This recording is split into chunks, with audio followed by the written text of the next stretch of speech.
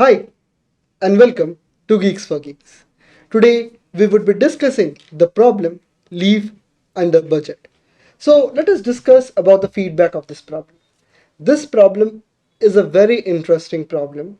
It allows you to grasp the concept of greedy as well as it allows you to get the concept of how actually traversal or the level thing happens in a tree itself. So without any further ado, let's get started. So here in this problem, you are given that the cost of visiting a particular node is nothing but the level of itself. So what do you mean by level actually? So this is, let's say, 10, the very first sample test case, then it is 8, then it is 3, here it is 2, then it is 3, then it is 6 itself, then it is 4. So in this problem, it entirely depends on the problem, let me say you. The very first level in some problem, it is kind of termed as the 0th level, but here it is termed as the first level. It entirely depends on the questioner. Then this is the second level, this is the third level, this is the fourth level. So basically is this means that number of edges that you encounter from the root to the particular node itself. This is nothing but the level of the particular node itself. Now it is told that you need to maximize the count of leaf nodes. What do you mean by leaf nodes? To understand leaf nodes, you can visualize tree as a family tree, and the leaf nodes are nothing but the smallest childrens that are existing in the family which do not have any descendant up till now.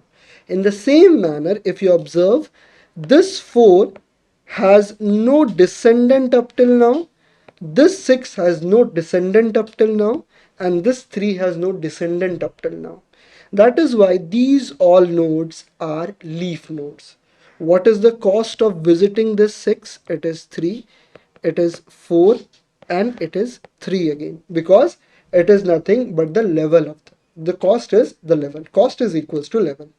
So if I have a budget of 8 rupees and this would cost me 3 rupees, this would cost me 4 rupees, and this would cost me again 3 rupees. So how many nodes I can visit? So I can see that I can accumulate this 3 and this 3 as well as, so 3 and 3 I can also accumulate 3 and 4, but more than 2 is not possible up till now.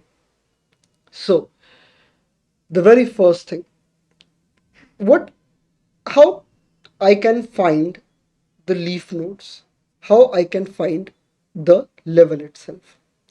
So let us discuss about those two things and then we would come to the idea of this problem. So as we can see, let us see everything again. So this level, finding the level of a particular node can be found out by doing something like this. We start off with the root node and we assign 1 to it. Its level is 1. And all the descendant would have level plus 1. Okay. So descendant of 10 are 8. So it would be parents level plus 1. What is parent? Parent is the immediate up. Okay. So immediate up is 1. 1 plus 1, that is 2. And this is 2 itself. Okay. Now descendant of 8 would have level plus 1. Descendant of 8 is 3. We won't go up. We would only go down. Descendant is down. Ancestor is up. So if we go down, 2 plus 1, that is 3. If we go down, 2's descendant is 3 and 6. So it would be assigned with 3. It would be assigned with 3. And then the descendant of this one would be assigned 3 plus 1, that is equal to 4. And how we can do this? We can do this by simply calling a DFS from 10 comma 1. And all the descendant would have particular descendant comma this value, let's say this is D, and this value would be D plus 1.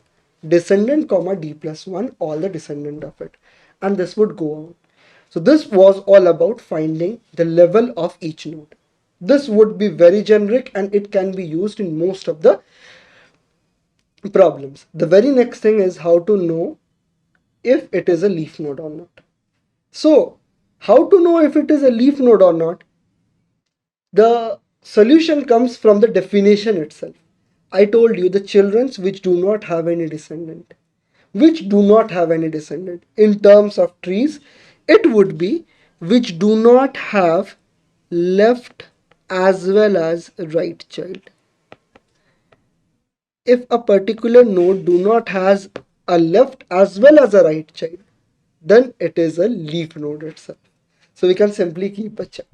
So finding the leaf node is done. Finding the level of each of the node is also done.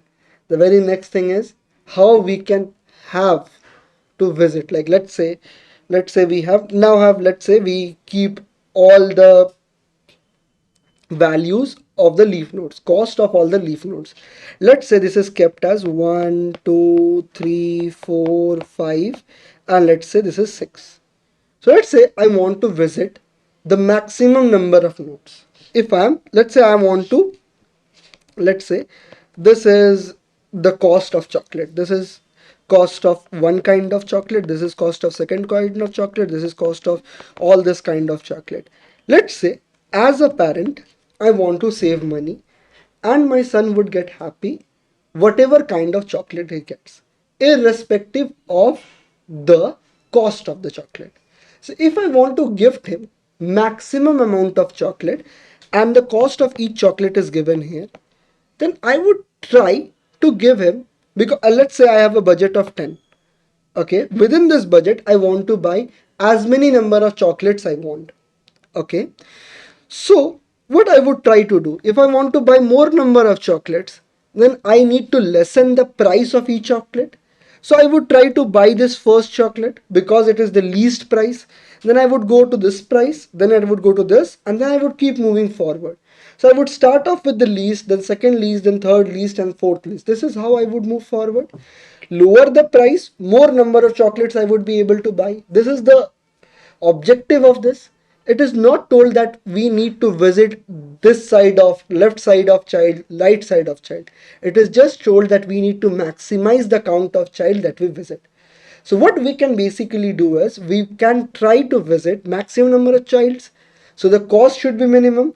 So we can find out all the cost, then we can sort it, and then we can start visiting, and we can keep visiting it until the budget is exhausted. So in the same manner, if I have a budget of 10, first I would accumulate 10, then it would be 9, then I would accumulate 2, then it would be 7, 7 minus 3, then it would be 4, 4 minus 4. After this point I have 0, so I can't accumulate more, so I can say that I can buy 4 chocolates. I can say that. So this was all about the breakdown of the problem. First we would find the level. If the particular node has no left and right child, then we would keep that level in a particular data structure, array list in Java, vector in C++, and list in Python.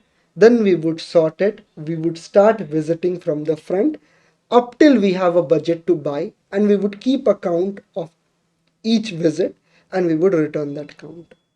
Seems pretty simple. The solution is also simple. So the idea of DFS is a prerequisite here. If you're not getting the whole idea of it, then I consider you that you learn the idea of DFS. Now let us move forward and implement this. Now I would say void DFS because I don't want to return anything. I just want to keep the size of everything. Node star root, we would start from the root and then we would initialize with the level, and that level. So I would just initialize with L, that is simple. L is equals to level, and then we would pass by reference so that a copy is not made, and then we edit in the vector itself. Okay. So now if it is a null value, that is if not root, if root is equals to null, then we would simply return from that point. Else if root root dash left as well as root dash right. Both are null. Okay, so you can write equals to null, or you can simply write this. Not null is equals to true. That is why I'm doing this. So if this is a leaf node, then we need to keep that depth inside the vector itself. So we would say what this was for D. So D dot push back the level itself. We would push back the level, and if not, we would call the DFS function for the left as well as for the right with level plus 1. So we would say DFS, and this time roots left, root dash left, root dash left, and then L plus 1, and the depth array would remain the same. Do the same thing for the right one. If the right or the left is null, then it would get returned from this point. So we don't need to really do anything, just to right dash left, and it would be done. After this point, we need to make the vector. So I would say vector int d. This is done. And then I would call the dfs function with the root, and then the level as 1, because the initial level of the root is 1, and then we would pass the depth array. After this, what we would do is we would sort the array d dot begin comma d dot end. After this point, we would initialize count is equals to 0, and then we would initialize sum is also equals to 0. Okay, because we would keep the sum itself. Now we would iterate on the vector itself for auto e dash d. Okay, now I would say if current encountered sum up till now, sum plus the cost of the current, if it is less than equal to k. Okay, if we have a budget to buy it, let's say let's say I have a budget of 15. Okay, I have already bought an item, or let's say a pen of 10 rupees. Now I want to see if I can buy a 10 rupees 2 rupees item more or not. So what I would do is previous bought, that is 10, 10 plus 2 rupees, that is 12. If 12 is less than equal to my budget, then I can buy it. If it is more than my budget, I can't buy it. So it is less than my budget, so I can accommodate and I can buy it. So first I would add that yes, I have bought this 2 rupee thing. So I would say lev depth, or I would say sum plus e itself. After this, I would say yes, I have bought one more item. I have bought one more chocolate for my son. Else my budget is exhausted, I can buy no more, as the array is sorted. So if I as the, let's say 2 rupees, 3 rupees, 4 rupees, it is sorted. So if I can't buy an item of 2 rupees, then obviously I can't buy an item more than 2 rupees. So that is, there is no point in moving forward, so I would break from this point. You can remove the break, but it would be a little bit optimization that we use the break statement at this point. After this point, we would return the count of C itself. Now let us just compile and see how many errors are we making. Okay, seems correct. Now let us submit this and see. And yes, we got an AC. So as we are visiting each node exactly once, so the DFS is big of n. We are sorting it, so it is n log n. So the maximum was n log n, so n plus big of n log n. So it is nothing but n log n itself. So that's it for today. If you liked the video and learned something out of it, consider liking and subscribing on this video and commenting on this video, so the reach of this video could be increased and this work could be justified. Thank you.